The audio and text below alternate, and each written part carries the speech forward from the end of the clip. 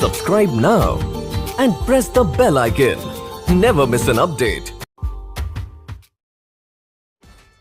अब देखिए alternating current में पावर इन एसी सर्किट पढ़ा। देखिए तीन तरह का एसी सर्किट हम लोग पढ़े, आर सर्किट, सी सर्किट और एल सर्किट, और इसका पावर हम लोग को देखना है कि एसी परिपथ में शक्ति हम लोग को पढ़ना है।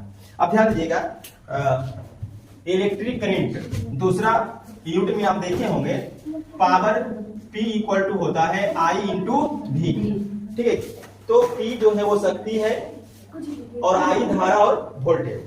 अब ये वाला जो है एसी परिपथ में शक्ति का मान निकलेगा I गुना V से, यानी वोल्टेज गुना करंट से, लेकिन इसमें थोड़ा सा परिवर्तन होगा। परिवर्तन क्या होगा समझिएगा, जो एसी सर्किट होते हैं उस एसी सर्किट में तीन तरह का सर्किट है, आर सर्किट, एल सर्किट और सी सर्किट। और तीनों सर्किट में अगर हम आर सर्किट में देखें तो वोल्टेज और करंट एक ही फेज में होता है। एल सर्किट में देखें तो करंट आगे होगा, वोल्टेज पीछे। सी सर्किट में वोल्टेज आगे होगा, करंट पीछे होता है, पाई बाई 2 कोण। तो इसको ध्यान में रखते हुए इसी इक्वेशन में थोड़ा सा सुधार लाना। तो देखिए, मान लीजिए प्रत्यावर्ती विद्युत वाहक बल E बराबर E naught sine omega T plus phi लेते हैं, तथा प्रत्यावर्ती धारा I equal to I naught sine omega T लेते हैं। हो तो समझिए, प्रत्यावर्ती धारा को लिया है I बराबर I naught sine omega T, और विद्युत बल को लिया है E बराबर E naught sine omega T plus phi. जहां फाई क्या है, तो जहां फाई जो है वो फेज डिफरेंस है। फेज डिफरेंस का मतलब हो गया कलांतर। क्या है, कलांतर है। कलांतर किसका, अभी समझा रहे थे कि अगर एल सर्किट होगा तो फाई का मान पाई बाई 2, सी सर्किट होगा तो पाई बाई 2 ही रहेगा, लेकिन वो माइनस में रहेगा, वोल्टेज पीछे चला जाएगा, तो इसलिए वो फाई ले लिया। अगर आर सर्किट रहा तो जीरो ले लीजिए, अगर जीरो लेंगे तो साइन ओमेगा टी, यहाँ भी साइन ओमेगा टी एक ही फेज में आ जाएगा, इसलिए वैसा लिया गया है। अब इस पर सेट करिए। देखिए, चूंकि P इक्वल टू I और वोल्टेज है E, तो I कर लीजिए, और P इक्वल टू, अब मान रख दीजिए, I का वैल्यू कितना है, I naught sine omega T into E का वैल्यू है E naught sine omega T plus phi.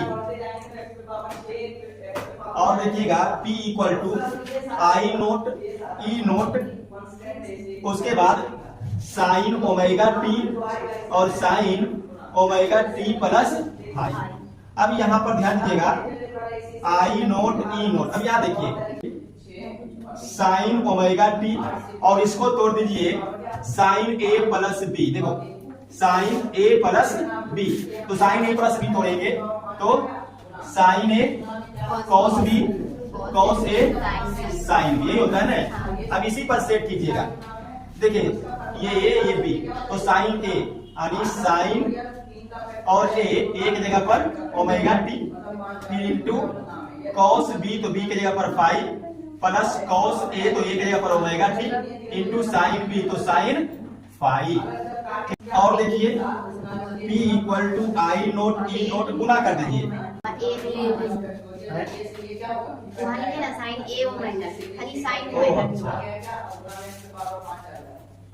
Sign omega T, सही है।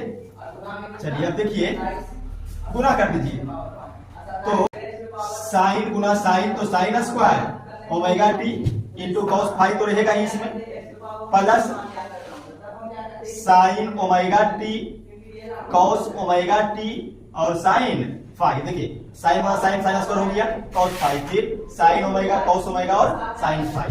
ठीक है। और देखिए P equal to I naught E naught sine square omega T cos phi,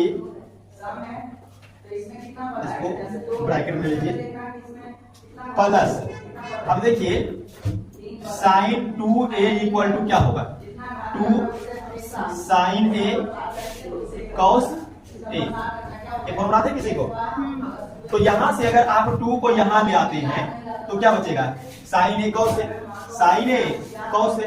तो sign ए cos ए को हम क्या लिख सकते हैं, साइन 2a/2 और फिर इंटू साइन 5 बच जाएगा। इसको समीकरण 1 कर दीजिए। अब यहां पर देखिए समीकरण 1 में आई नोट ई नोट धारा का शिखर मान और विद्युत वाहक मान यानी वोल्टेज का शिखर मान, और ये दोनों जो है वो ओमेगा टी और ओमेगा टी यानी कि टाइम के अनुसार क्या होगा, चेंज होगा। अगर टाइम बढ़ेगा आई नोट ई नोट का मान बढ़ेगा, टाइम कम होगा आई नोट ई नोट का मान कम होगा। तो समीकरण 1 से क्या स्पष्ट है कि प्रत्यावर्ती धारा का जो शक्ति है वो समय के साथ बदलता है, समय के साथ बदलता है। तो इसमें हम लोग यहाँ पर एक नोट कर सकते हैं, समीकरण 1 से स्पष्ट है कि परिपथ की शक्ति समय के साथ बदलती है, इसलिए एक पूर्ण चक्र के लिए परिपथ की अर्थात माध्य शक्ति यानी कि ट्रू एवरेज पावर। अब ध्यान दीजिएगा, अगर समीकरण 1 को आप देखते हैं कि ये जो परिपथ का शक्ति है वो टाइम के अनुसार बदल रहा है, तो कोई भी चीज परिवर्तनशील हो तो उसका मान कैसे निकलेगा, तो उसमें माध्य यानी कि औसत लगा दीजिए, उसका माध्य उसका मान निकल जाएगा। तो देखिएगा परिवर्तनशील राशि का मान निकालने का मैथ में क्या तरीका दिया गया है, औसत। तो यहाँ पर अब जो शक्ति निकलेगा वो इसका औसत करके निकलेगा, किसका औसत करके निकलेगा, पावर का। तो इसीलिए पावर एवरेज इक्वल टू, अब देखिए अगर पावर एवरेज निकालते हैं तो एवरेज मतलब औसत, और औसत कैसे निकलेगा, कुल योग बटा कुल संख्या। कुल योग किसका, पावर का, और कुल संख्या। तो अब देखते हैं power P into D T 0 से T, एक पूर्ण चक्र के लिए टाइम कितना हो जाएगा, कैपिटल T, और बटा कुल समय dt। तो ये कुल योगफल का काट करना और ये कुल संख्या का काम करेगा, इसका इंटीग्रेशन करना पड़ेगा। और यहाँ पर देखिए यहीं पर मान हम लोग रखते हैं 0 से T, P का मान यहां से रख दीजिए। P का मान कितना है, I naught T naught into sine square omega T cos 5 फिर plus sine 2 omega T by 2 into sine 5। देखिए ये हो गया P का वैल्यू, और उसके बाद क्या है dt है, और बटा dt का इंटीग्रेशन करेंगे t माइनस 0 करेंगे फिर से t ही आएगा, तो डायरेक्ट t लिख लीजिए। अब देखिए इस समीकरण को बढ़ाना है तो सबसे पहले इसका इंटीग्रेशन तोड़ना होगा। इंटीग्रेशन तोड़ करके हम आगे बढ़ सकते हैं। इसका इंटीग्रेशन अब तोड़िए,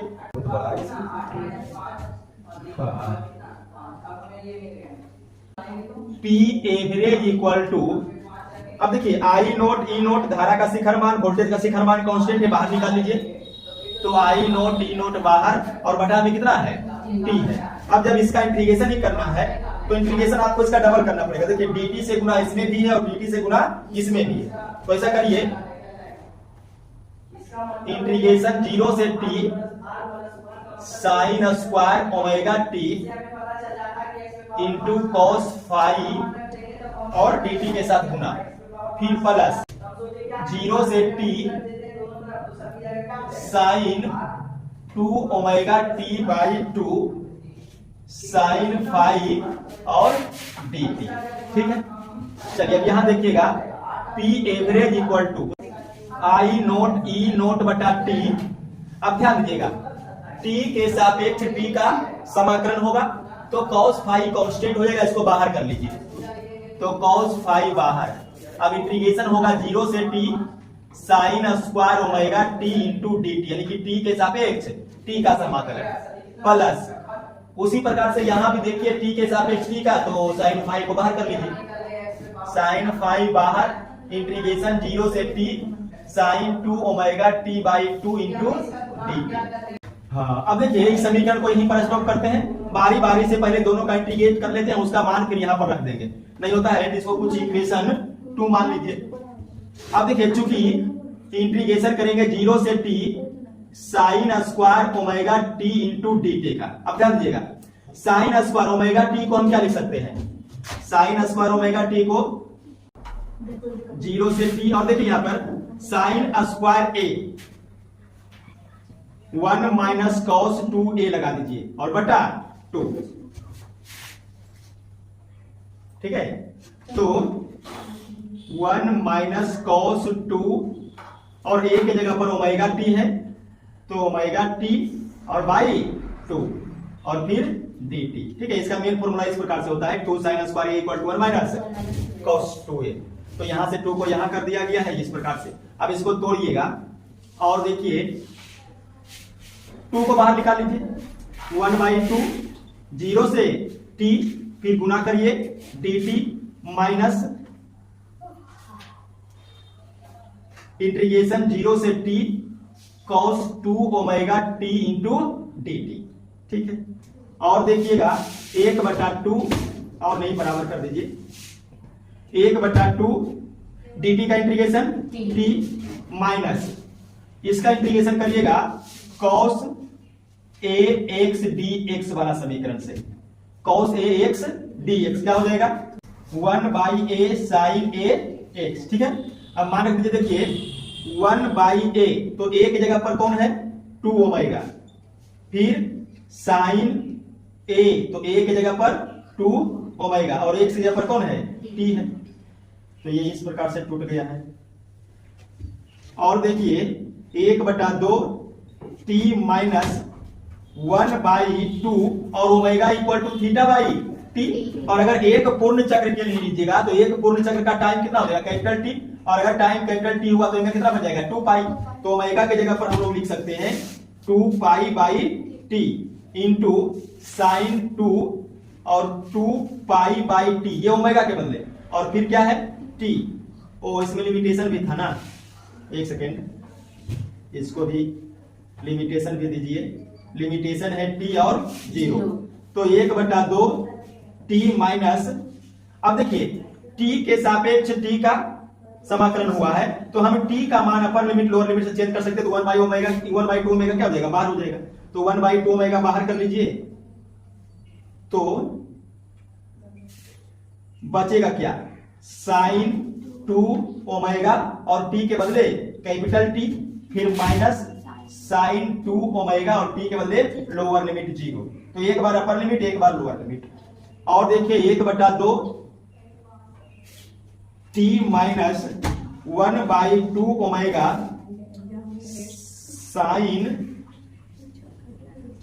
साइन 2 ओमेगा t। अच्छा साइन 2 ओमेगा गुना 0 0 और साइन 0 का मान 0, तो 0 को मत लिख के रहने दीजिए उसको ऐसे ही। चलिए 1/2 t माइनस, देखिए अभी बता रहे थे ओमेगा का मान कितना लेना है 2 पाई बाई t, तो 2 तो है ही और ओमेगा का मान 2 पाई बाई t, फिर इनटू साइन और 2 ओमेगा का मान 2 पाई बाई t और इनटू t। इस t को कैंसिल कर सकते हैं, बराबर 1/2 इंटू t माइनस, ध्यान दीजिएगा साइन 2n पाई, याद कीजिए साइन 2n पाई का मान 0, साइन 2 ये आपका n है और ये पाई है, तो साइन 2n पाई कितना हो जाएगा 0 के बराबर। और अगर ये 0 हुआ तो इसके साथ ये गुना ये भी 0, तो केवल क्या बचेगा t/2 बचेगा, t/2। ठीक है, तो देखिए ये एक पार्ट का इंटीग्रेशन हुआ है इसका, ठीक है, अभी इसका इंटीग्रेशन बाकी है, तो आप यहां तक नोट कीजिए, इसका इंटीग्रेशन करेंगे उसमें मान रखेंगे फिर आगे बढ़ेंगे।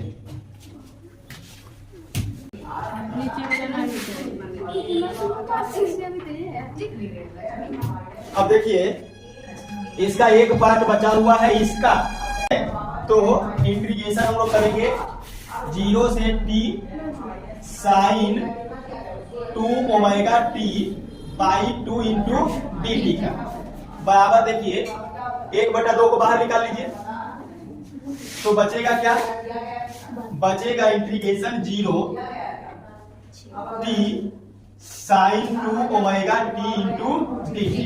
अब इसको तोड़िएगा इस फॉर्मूला पर, sine A X into D X का integration minus 1 by A cos A X, इस पर तोड़ दीजिए। ठीक है, तो देखिएगा बराबर 1/2 माइनस 1 बाई ए, देखिए ध्यान देगा, sine A X D X यानी sine 2 omega T D T. तो ए की जगह पर कौन है 2 ओमेगा, फिर कॉस ए की जगह पर 2 ओमेगा और एक जगह पर T, upper limit T lower limit 0। अब ध्यान दीजिएगा, अगर ये माइनस को हटाना है तो लिमिट को चेंज कर दीजिए या माइनस को बाहर निकाल लीजिए। तो 1/2 और इंटू 2 ओमेगा तो हो जाएगा 4 ओमेगा। ठीक है, ये 2 से इसमें गुना करेंगे ना तो 4 ओमेगा, और अंदर क्या बचेगा cos 2 ओमेगा टी, और लिमिटेशन दिए हैं चेंज कर, ये माइनस का चिन्ह खत्म हो गया। देखिए अपर लोअर लोअर अपर उल्टा हो गया। और देखिए 1/4 ओमेगा cos 2 ओमेगा टी, तो टी के जगह पर क्या लिमिट रखेंगे अपर लिमिट, फिर माइनस cos 2 ओमेगा और टी के जगह पर लोअर लिमिट। और देखिए 1/4 ओमेगा 2 ओमेगा गुना 0 0 और cos 0 का मान 1। उसके बाद cos 2 ओमेगा, अच्छा ओमेगा का मान चेंज कर दीजिए, omega equal to 2 pi by T और इंटू टी। अब यहां देखिए टी से टी कर दीजिए कैंसिल,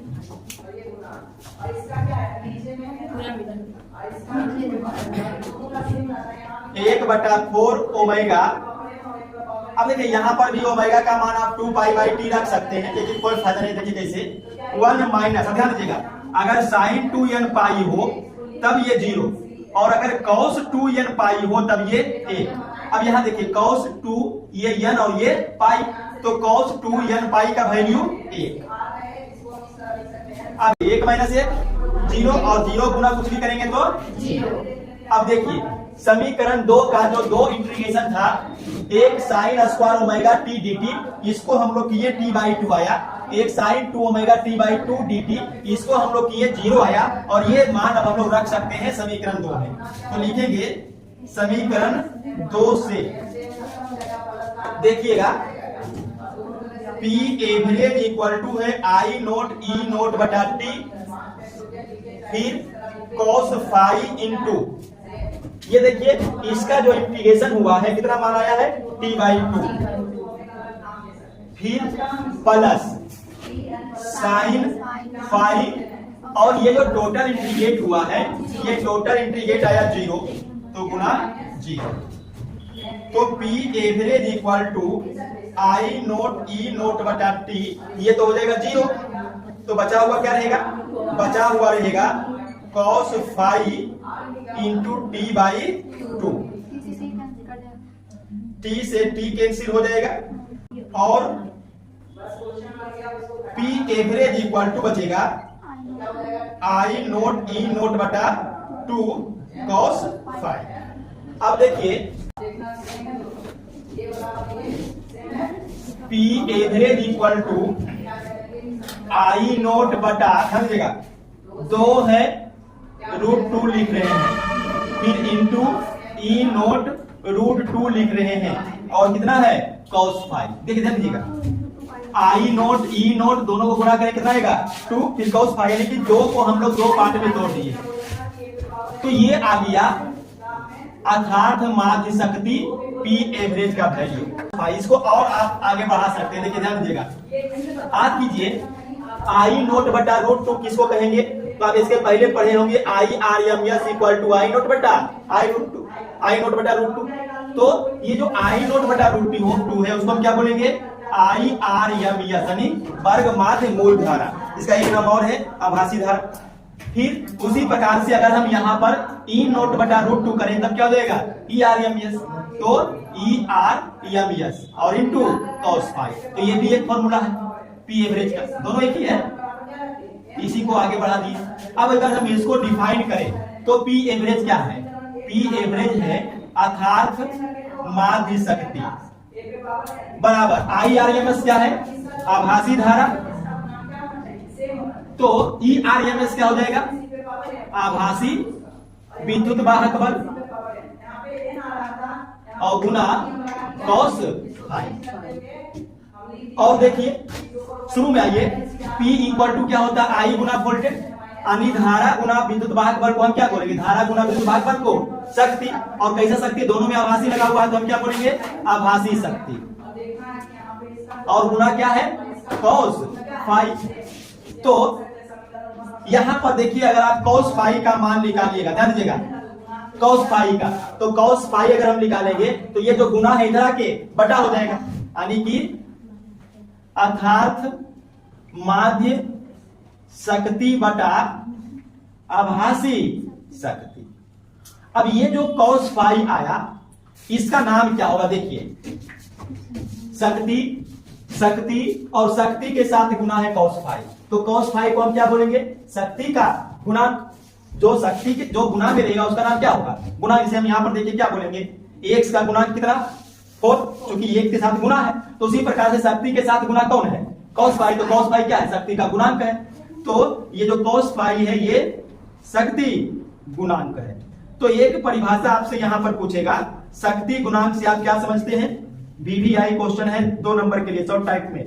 शक्ति गुणांक से आप क्या समझते हो? तो शक्ति गुणांक का डेफिनेशन यही से उठाइएगा, अर्थात माध्य शक्ति और आभासी शक्ति के अनुपात को ही हम क्या बोलेंगे? शक्ति गुणांक। फिर समझिए, अर्थात माध्य शक्ति और आभासी शक्ति के अनुपात को हम क्या बोलेंगे? शक्ति गुणांक। और इसको सूचित करेंगे कॉस फाई से। इसे कॉस फाई से। तो नोट कीजिए यहां तक।